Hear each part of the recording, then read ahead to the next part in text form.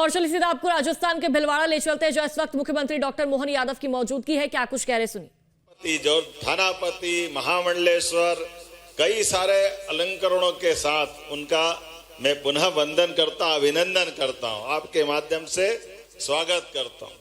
मंच पर ही विराजमान अभी अभी मेरे साथ महाकाल की धरती से आए हमारे माननीय राज्यसभा के सांसद परम पूज्य उमेश नाथ जी महाराज साहब, आपका भी अभिनंदन। परम पूज्य हितेश्वरानंद जी महाराज साहब, आपका अभिनंदन। परम पूज्य हरे राम जी महाराज साहब, आपका अभिनंदन। परम पूज्य अरुण दास जी महाराज साहब, आपका अभिनंदन। परम पूज्य सुखदेवानंद जी महाराज साहब, आपका अभिनंदन। परम पूज्य जगदीश पुरी जी महाराज साहब, आपका भी स्वागत, अभिनंदन। नाम बोलूंगा तो संकट हो जाएगा, थोड़ा समय की कमी है। मैं सारे संत वृंद को प्रणाम कर लेता हूं, दीदी से लगा करके आप सबके साथ। ज्ञानेश्वरी दीदी भी बैठी है, मैंने आपको बाद में देखा। मैं आपके साथ सबका, और ये हमारे नव संत ईशान राम जी महाराज साहब, केशव राम जी महाराज साहब, सुमज्ञ राम जी महाराज साहब, आपका भी अभिनंदन करता हूं और आप सबको भी प्रणाम करता हूं। भीलवाड़ा की सारी धरती के हमारे सभी इस सभा में मौजूद संत वृंद, भाइयों बहनों, आमंत्रित अतिथिगण, पत्रकार साथियों, हमारे परिवार में अमरता की निशानी होती है। अमर कौन? तो अमरता के आधार पर घर के अंदर अमरता का चिन्ह होता है उस वंश आने वाली संतान। वो एक तरह से संतान नहीं होती है, उस कुलवंश को अमरता का प्रसाद भगवान देते हैं ताकि वो वंश परंपरा में अपने कुल गोत्र को संभाले हुए इस संस्कृति की धारा के साथ सनातन संस्कृति की धारा को धन्य करें। इसी परंपरा में चूंकि हम सब तो गृहस्थ आश्रम वाले हैं तो हमारी अमरता कहीं और से आती है, लेकिन ये महाराज की अमरता तो ऐसे ही आती है, इस आनंद के साथ आती है, ब्रह्मा विष्णु महेश को लाती है। ये हमारे लिए सौभाग्य की बात है। ये त्रिदेव आकर के हमारे चराचर जगत में सनातन संस्कृति में इन तीन देव की धारा अपने आप में किसी को भी भजो सब एक ही में पहुंच जाते हैं। हम अपने देवताओं के साथ जब मन में श्रद्धा के भाव को उत्पन्न करते हैं, मन में आस्था लेकर के इस प्रकृति के साथ देखते हैं, तो संतों के माध्यम से यत पिंडे तत् ब्रह्मांडे, जैसा ये ब्रह्मांड है ऐसा ही हमारा पिंड है। इस पिंड और ब्रह्मांड में कोई अंतर नहीं। ये हमारे लिए आपके माध्यम से, सनातन संस्कृति के माध्यम से हजारों लाखों करोड़ों साल से ये ज्ञान की परंपरा धारा निर्मल प्रवाहित होती रहती है। ऐसे समय में जब हमारे यहाँ हम अपने देवताओं से, क्योंकि उनके लिए दिव्य चक्षु चाहिए। महाभारत में भगवान कृष्ण ने सबको नहीं मिल सकते, लेकिन अर्जुन को तो दिए थे, तो उनको देखने को मिला, तो हमको सबको भी देखने को मिला है। उनने हमको हमारे संत वृंद दे दिए, इनके माध्यम से देवताओं के दर्शन होते हैं अपने घर परिवार संसार में। हमारे सभी भगवा और अपने नाना प्रकार के वेश धारण किए हुए अपने परिवार को त्याग करके समूचे ये सनातन परिवार के लिए जिन्होंने अपने कदम बढ़ाए और इनका आशीर्वाद मिलता, मैं पुनः आप सबका वंदन करता हूं, अभिनंदन करता हूं। मैं आज के इस अवसर पर सच में महाराज के दीक्षा समारोह में शामिल होने भी आया और 2028 का कुंभ मेला भी होने वाला है। हमारे परम पूज्य गुरु शरणानंद जी महाराज अभी नहीं है, मैं भी उनको विनम्रता से प्रणाम भी कर रहा हूँ, यहाँ से प्रत्यक्ष प्रणाम करने भी जाऊंगा। सच में विलक्षण व्यक्तित्व के धनी आज की इस धरा पर ऐसे दिव्य विभूति का होना, एक तरह से ये देवत्व का एहसास होना, उसमें दोनों में कोई अंतर नहीं है। आप सब भाग्यशाली है, हम भी भाग्यशाली हैं। सीधे सीधे उनके दर्शन करके हम उनकी कृपा पाते हैं, उनका आशीर्वाद पाते हैं। आज के इस अवसर पर 2028 में सिंहस्थ का मेला होने वाला है। मैं आप सबको भी निमंत्रण दे रहा हूं, और आपके बिना तो मेला हो नहीं सकेगा। आपके माध्यम से मेले की आभा फिर एक बार, क्योंकि कुंभ मेला जहां कुंभ राशि के आधार पर होता है, नक्षत्रों की गणना, समय गणना का ये हमारा प्रकार भी दुनिया के लिए अजूबा है। दुनिया के अंदर एक ही प्रकार की घड़ी चलती है, वो घड़ी चलती है ग्रीनविच के माध्यम से, सूर्य की परिक्रमा पृथ्वी करती है 365 दिन में उनका कैलकुलेशन हो जाता है। लेकिन हमारी संस्कृति में तो कितने प्रकार से गिनती करते हैं।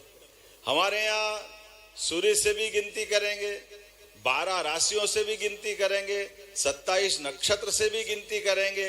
इनके आधार के भी ग्रह योग, इनके अलग अलग योग निकालते हैं।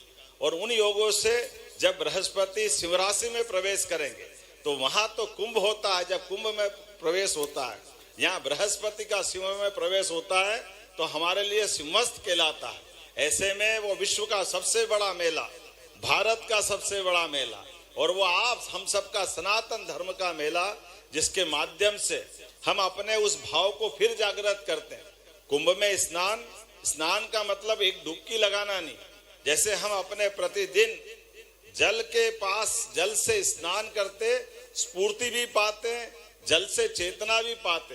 वो सच्चे अर्थों में प्रकृति के माध्यम से अगर हम समझे, साइंस के माध्यम से, तो इस सृष्टि के अंदर जीव की उत्पत्ति जल से हुई। इसलिए जल सदैव लालायित करता रहता है। थलचर, नभचर, जलचर सारे की उत्पत्ति कोई हुई है तो जल से हुई। और हमारी संस्कृति के माध्यम से हम फिर डुबकी लगाकर पृथ्वी पर जीव की उत्पत्ति से जुड़कर के परमात्मा की कृपा मानते हैं, और अपना नया जीवन पाकर परमात्मा हमको इतने यश, कीर्ति, वैभव दे, ताकि दुनिया में हम अपने जीवन को धन्य कर सके। वो अद्भुत मेला हमको एहसास कराता है, वो आमंत्रण भी देता है। मैं आप सबका वंदन करता हूँ, अभिनंदन करता हूँ। यशस्वी प्रधानमंत्री के लिए भी जोरदार अभिनंदन करें, श्रीमान नरेंद्र मोदी जी के लिए। दुनिया के अंदर आज के दौर में सनातन धर्म के लिए, सनातन संस्कृति के लिए एक ऐसा हमारा अपना सत्ताधीश, भारत रत्न के सर्वोच्च स्थान पर बैठे हुए अत्यंत प्रतिभा संपन्न विलक्षण व्यक्तित्व के धनी, जिनके माध्यम से पूरी पृथ्वी एक तरह से गौरवान्वित होती है। एक एक निर्णय उनके सदैव सबके लिए समसामयिक होते हैं। हमें इस बात की प्रसन्नता है, अभी कुछ दिन पहले जनवरी में 1000 साल पहले मोहम्मद गजनवी ने सोमनाथ के मंदिर को नष्ट भ्रष्ट करने का अभियान चलाया। कोई बात नहीं, उस समय हम कमजोर थे, समय खराब था, समय निकल गया। आज 1000 साल बाद भी सोमनाथ का मंदिर फिर आकाश से बात करते हुए सनातन धर्म की धारा को निर्मल गंगा की तरह प्रवाहित करते हुए हम सबको आनंद देता है। और इस सनातन संस्कृति के माध्यम से जियो और जीने दे के उस मूल मंत्र को लेकर के, वसुदेव कुटुंबकम की भावनाओं को लेके चलता है भगवान राम और कृष्ण की धरती। इसलिए हमारे सभी देवस्थान भी जगमगा रहे हैं। आपने कहा भगवान राम का धाम मुस्कुरा रहा है, तो हमको तो आनंद आ रहा। बोलो जय जय श्री राम। और जब भगवान राम का धाम मुस्कुरा रहा तो कृष्ण कन्हैया कैसे पीछे रहेंगे, उनका भी आनंद आएगा। तो बहुत जल्दी कृष्ण कन्हैया भी मथुरा में मुस्कुराएंगे। क्यों मुस्कुराना चाहिए कि नहीं मुस्कुराना चाहिए? तो मेरे साथ बोलो गोपाल कृष्ण भगवान की।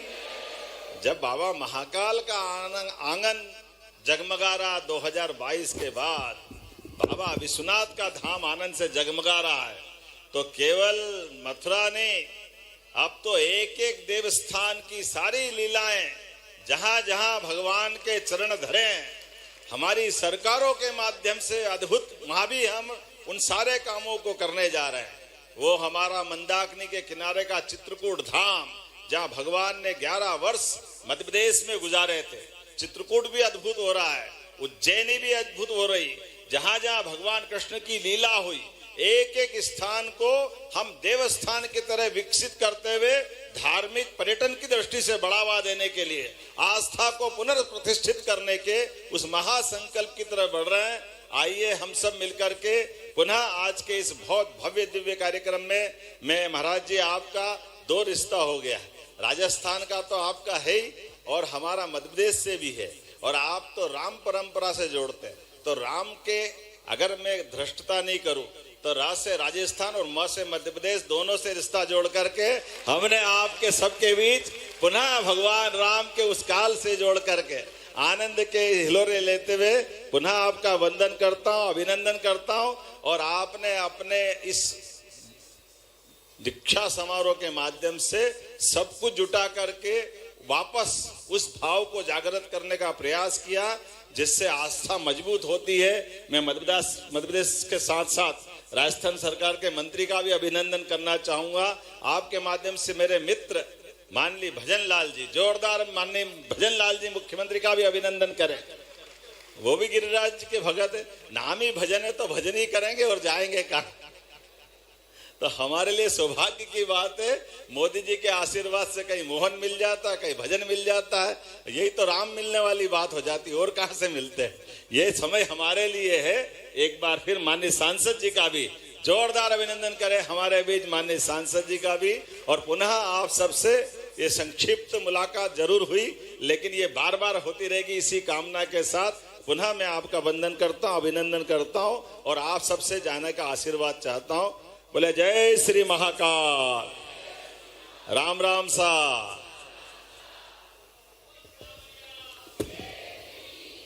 बोलिए गिरिराज धरण की, बोलिए चार भुजा नाथ की।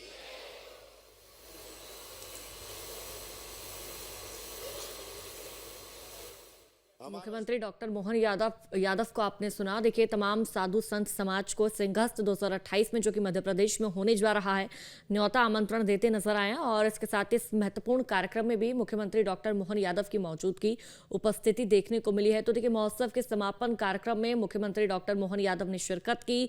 हरिसेवा उदासीन आश्रम सनातन मंदिर में मुख्यमंत्री डॉक्टर मोहन यादव का भव्य स्वागत किया गया।